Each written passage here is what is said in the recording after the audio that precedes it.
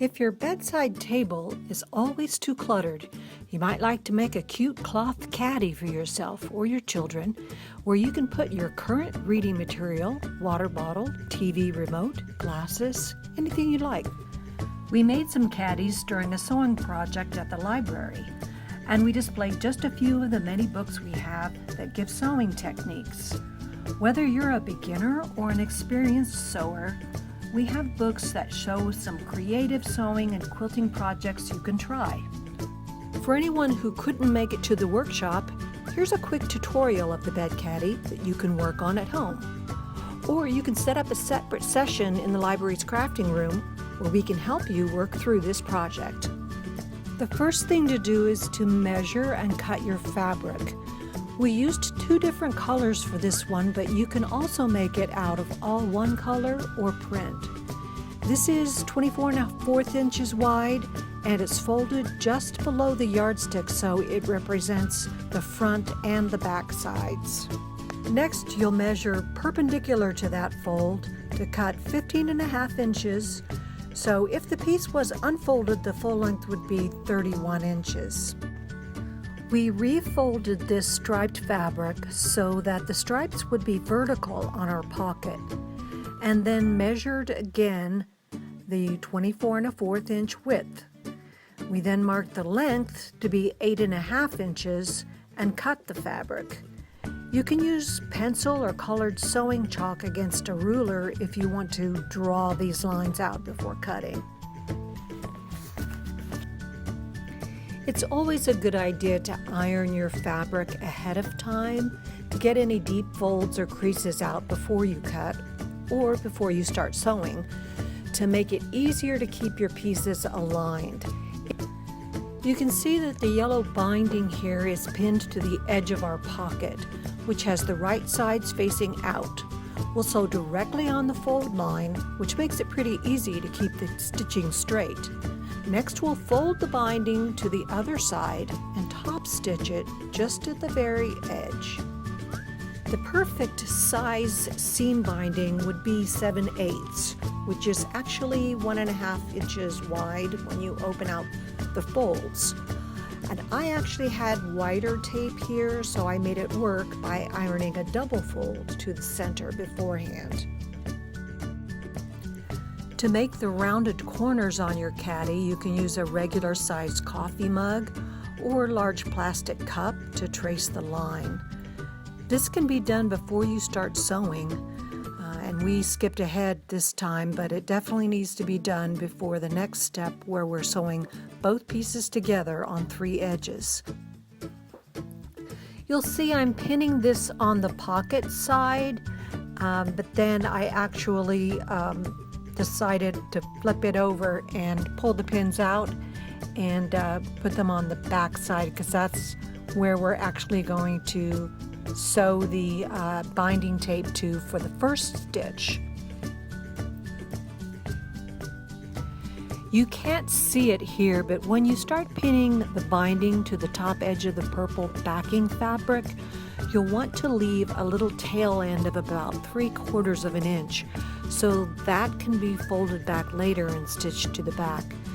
When you get to where that pocket is, just kind of flip it over and make sure that everything's all lined up really nicely. And when you get to the corner, you'll need to put a little fold in the top part, but make sure that there's no fold right where you're going to be stitching. So those curves can be done really nicely. You'll see that I'm pulling the thread all the way to the back of the machine, so there's about 2 or 3 inches of a tail. If you don't do that, there's more of a chance that the thread will snag and knot up just when you start stitching, and so you haven't saved any thread anyway. Also, using a reverse stitch button after you've done about 5 stitches is a good practice to make sure that those stitches won't come out or come loose on the end of your fabric. Again, we're stitching right into the fold line of that seam binding, and when you get to the corner, just slow down quite a bit and and make sure the fabric is completely flat and you're not sewing in any little pleats in there. It needs to be completely flat. As you can see, I'm pulling pins out as I go. That's just an extra precaution so that the machine needle doesn't hit your pin and break the machine needle. Usually it doesn't happen, but it's just better not to have that happen. And at the end of your stitch, go ahead and do the reverse stitch again.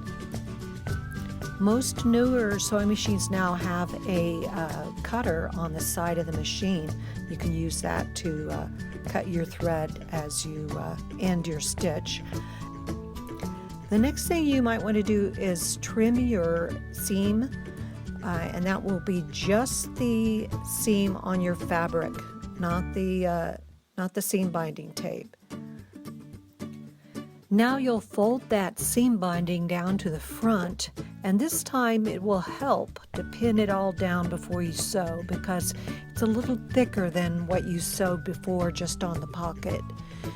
You'll see the tail end of the binding that I mentioned before. I may have cut this one a little bit too short, and that made it a little difficult to sew down at the end. So once again, just as we did with the pocket, we're top stitching the seam binding and pulling the pins as we go. And we're being very careful when we get to that corner to slow down, and sometimes you need to turn the whole piece without sewing at all, just pivot it on the needle and to make that curve a nice stitch. Here is where you're going to cut off the last part of the binding if you haven't already done so.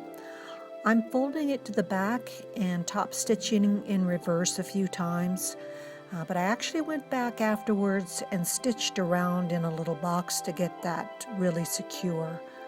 To do that, you would just stitch along the edge and then stop at the corner, pivot your entire piece, and keep repeating until you finish a little 1/4 inch box.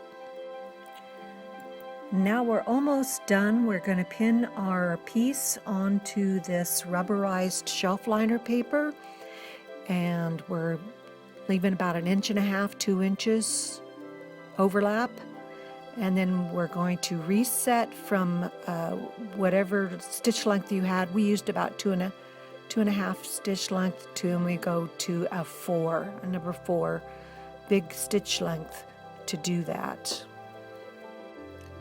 We did 2 lines of stitching, 1/8 of an inch from the edge of the top of the fabric and on the other side from the top of the rubber. Depending on the shelf liner you have, you may need to adjust your presser foot or maybe take it off so the rubber doesn't drag. We found that pulling up on the edges of the piece in the front and back also helped to guide it. And there you have it, your cute book caddy to hold all of your bedtime reading, TV remote, glasses, or bottled water next to your bed.